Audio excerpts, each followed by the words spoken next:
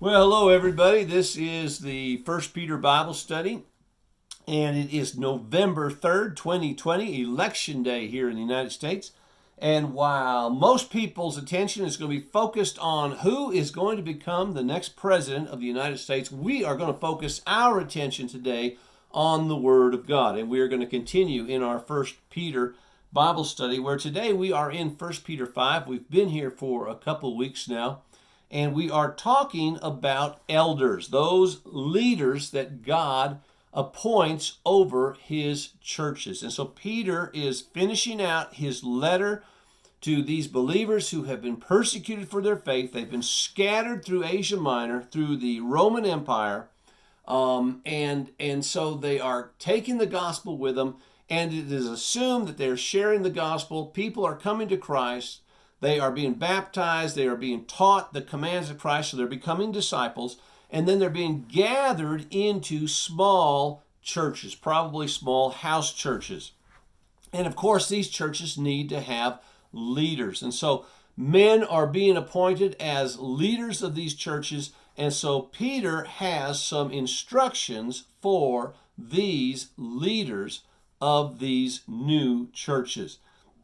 He starts in 1 Peter 5:1, and we're going to be talking today about what Peter's going to be talking about, which is the qualifications for elders in the church. Now, again, the New Testament model seems to indicate that God desires his churches to be led by a plurality, that means more than one pastor, so that you have a group, at least two or more, biblically qualified men, and I say biblically qualified to be pastors of the church, leading each church. Now, the qualifications are given to us in the Word of God, and we're going to start looking at some of those qualifications. And it's good for churches to understand who it is that is qualified to be a pastor or an elder or an overseer in the church. Now, again, by way of review, those three terms, elder,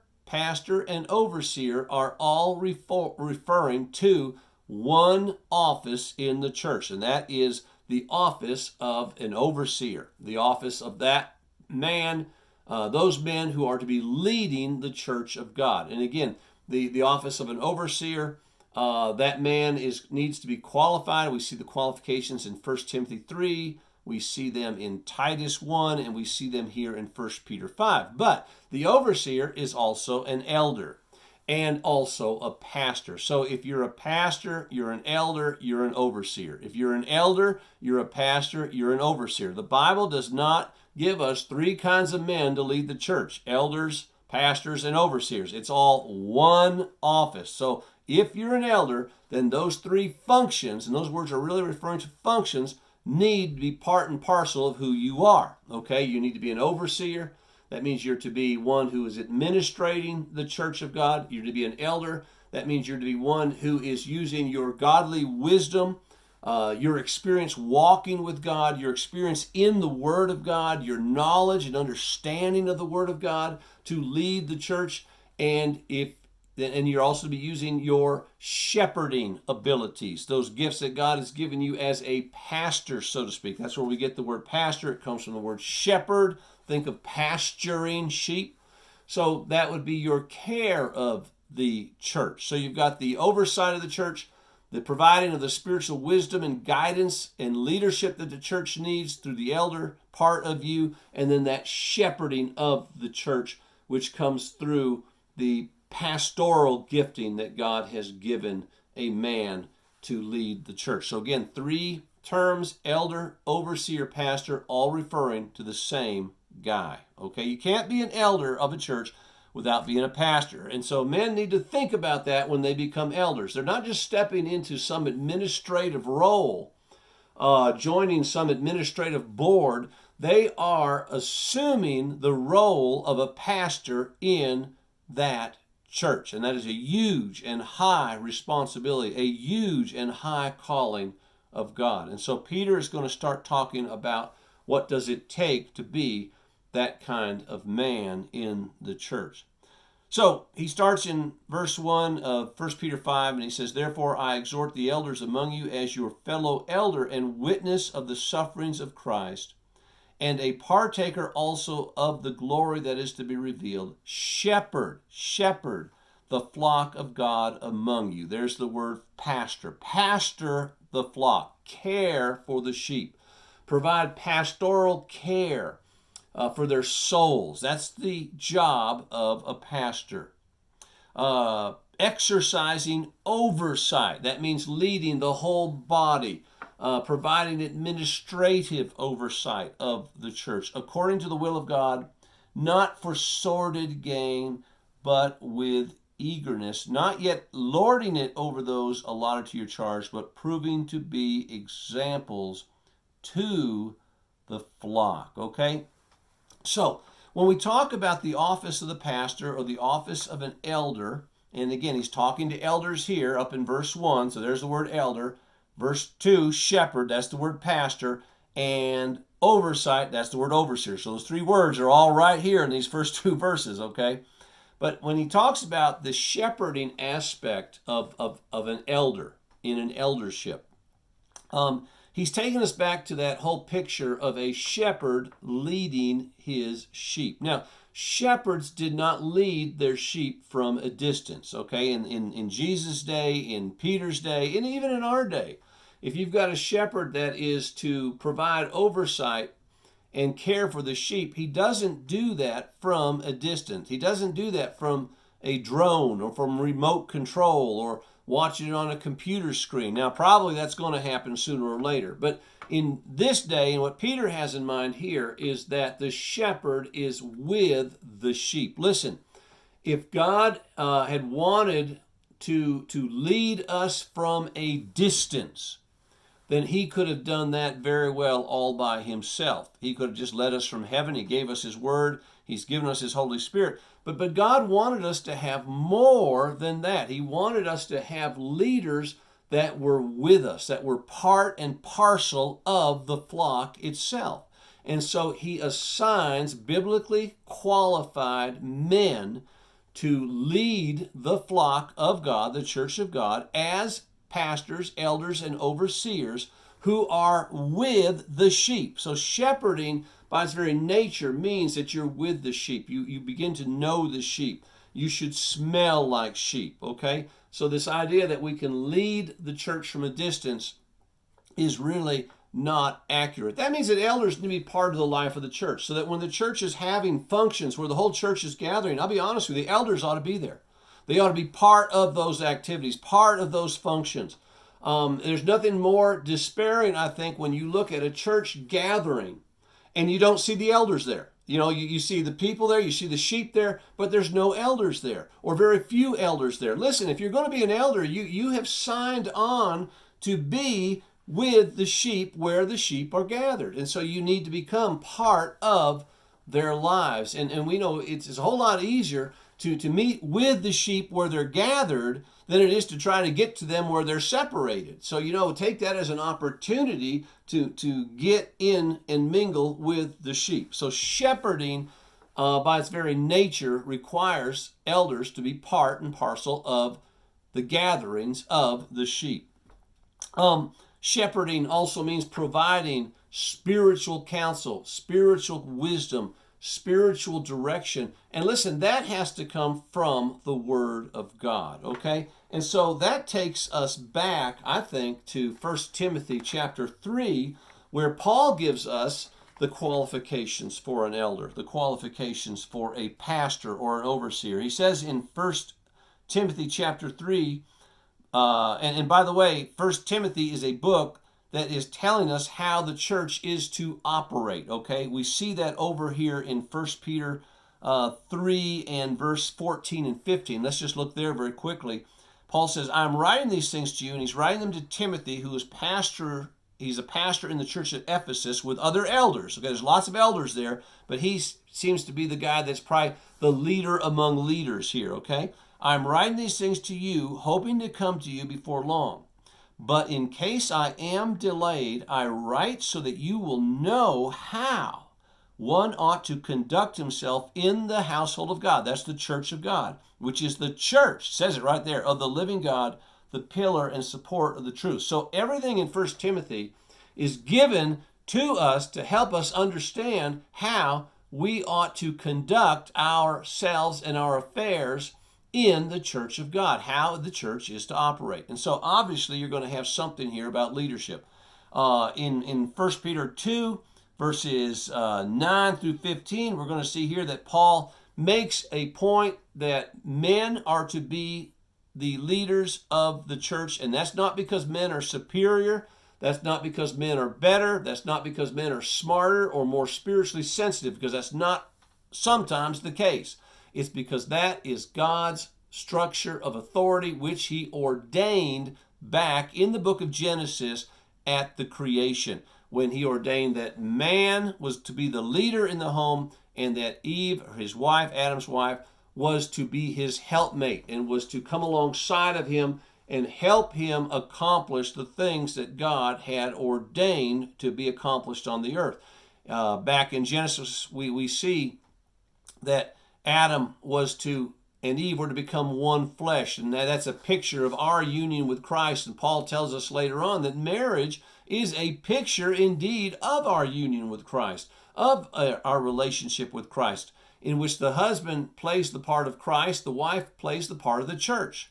And that the husband is to love his wife as Christ loved the church, and the wife is to submit to her husband as the church submits to Christ. It's a picture of God's authority structure, and it's a picture of marriage is a picture of our relationship with Christ. And he carries that on into a much bigger family than just the family that's composed of a man and his wife and then children. He then takes that picture and he brings it into the church, which is really just another family, a bigger family, a larger family, an expanded family of the home, okay? And that's why you're going to see that many of the qualifications for an elder, for a pastor in the church, are going to mirror the qualifications for a husband and a father at home. And in fact, if you are not serving your family well, if you're not serving your wife well, if you're not a man who has things under control at home, then the Bible makes the point that probably you shouldn't be trying to do that with a bigger family. You know, if you can't do it with your little family, probably shouldn't be trying to do it with a big family, okay? There's going to be some real struggles there. So we come to 1 Timothy 3:1, and he gives us these qualifications. Now understand, as we go through the qualifications, the Bible is not looking for sinless perfectionism here. No man is able to live out these qualifications to perfection. But there is a trajectory that should be seen in your life where you are continuing to pursue these qualifications and you are improving and you are growing and you are beginning to see these qualifications really being part and parcel of your life, okay? Now, he starts and he says it's a trustworthy statement. If any man, okay, not woman, man, aspires to the office of overseer. Listen, that means that these churches that have women preachers are not biblical churches, okay? If you as a church have called a woman to be the preacher, the pastor, or an elder in your church, that is not in accordance with what the Bible is teaching, and that is wrong, okay? He says, if any man aspires to the office of overseer, it is a fine work he desires to do. So it starts with desire. You have a desire to do this. An overseer then, an elder or a pastor, must be above reproach. That means that your life is, obviously it's not sinless because no one could live that kind of life, but that there can be no charge brought against you that can stick. In other words, everything is cared for. Everything has been dealt with. You're confessed up to date. There's no outstanding moral or ethical charges that can be brought against you that could stick And you may have a past. Everybody has a past, but you know what? You've dealt with your past. You're dealing even with the consequences of that past, and it's very obvious that your life is now a life that is being lived for the glory and the honor of God. Must be above reproach, the husband of one wife. Some guys have stretched this to mean all kinds of things. Okay, basically, it's a one-woman man. That's what the Greek says, one-woman man. I think we just leave it right there, a one-woman man. Some guys say, well, that means that you're just married to one woman at a time. So that way they're dealing with polygamy, and they're also dealing with multiple divorces. Listen, what the qualification is simply this. Are you devoted to your wife? And do you have a track record of Christ-like devotion and love and care and shepherding for your own wife? This is not talking about, can a man have been married and his wife died and now he's remarried and so he's disqualified because he's not the husband of one wife. That's not what this is talking about. Obviously, polygamy is going to come into this. You can't be a pastor if you're a polygamist. Divorce and remarriage is going to enter into these qualifications. Listen, there's some qualifications here that might make it very difficult for a man under certain conditions to have been divorced and remarried and meet these qualifications.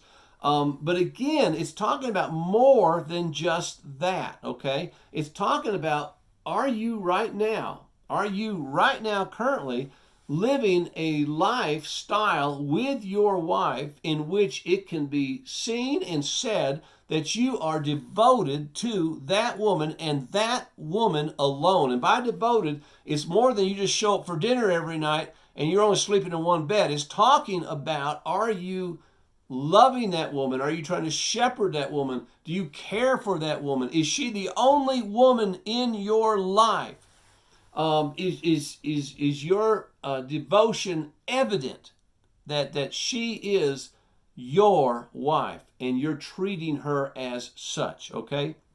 And that you put her above everybody else in your life and you put her above the ministry as well. Listen, if you are putting ministry above your wife, then you're not devoted to your wife, okay? So we have God, number one. And then you know what? If you're a married man, your wife is number two. And then your kids are number three. And ministry is somewhere down there underneath all that. Okay, so can't be devoted to the church and devoted to ministry over and above your family and be qualified to be an elder. Okay, he then goes on and says, after the husband of one wife, temperate. We're talking about balanced, reasonable, prudent. Really talking about similar qualifications there. Respectable. Your life is seen as respectable. It's honorable. It's a life that is honoring Christ. Hospitable. Listen, if you're not hospitable, how can you be an elder? If you're not going to have people into your home, if you're not going to involve yourself in the lives of people, if you're not going to bring people into your home that are in need, how can you fulfill this qualification? That's a qualification for being an elder. And then here's the one I wanted to get to today, and this is probably where we're going to stop. Able to teach. Elders need to be able to teach, okay? Deacons do not need to be able to teach. The office, the qualifications for deacons are given in the next section of 1 Timothy 3, verses, 8 on down to 13. And they're the same qualifications, almost verbatim, except that deacons do not need to be able to teach. Elders need to be able to teach. In other words, they need to be able to take the Word of God and teach the Word of God in some way, shape, or form to the church that they are overseeing. I want to use some comments from a book that I put out on the shelf for people in the church to get if they wanted to off the book rack. I've given a copy of this book to our elders. Excellent book if you're trying to understand and get your hand around what it is to be an elder. Maybe you're a man and you're interested in that. If you got a desire for that, this would be a great book to read. Church Elders by Jeremy Ryan. One thing he makes the point, I think it's just very good. He just says it so well, I might as well just use what he said. But he says elders need to be able to serve up the word. And we serve up the Word of God because God rules His church. He leads His church by His Word. And since God has placed shepherds, elders, overseers over the church to lead the church, the assumption is that He wants them to lead using the Word of God. That means that every decision elders make ought to be based in the Word of God. Elders need to know the Word of God. They need to love the Word of God. They need to live the Word of God. They need to be applying the Word of God in their lives, in their families' lives, and in the church's life. So elders, because they are supposed to be able to teach, we would assume should be participating in the teaching of the church. Elders should be involved in teaching in the church. Now, maybe not all the time from the pulpit on Sunday mornings. They may not have time to put together sermons and do that on a consistent every Sunday basis, but they should be involved in some sort of teaching in the church, teaching the flock or portions of the flock. They need to be protecting the teaching. Listen, one of the elders' job is to make sure that the teaching that is going out from that church is biblical, sound, doctrinally sound, theologically sound teaching.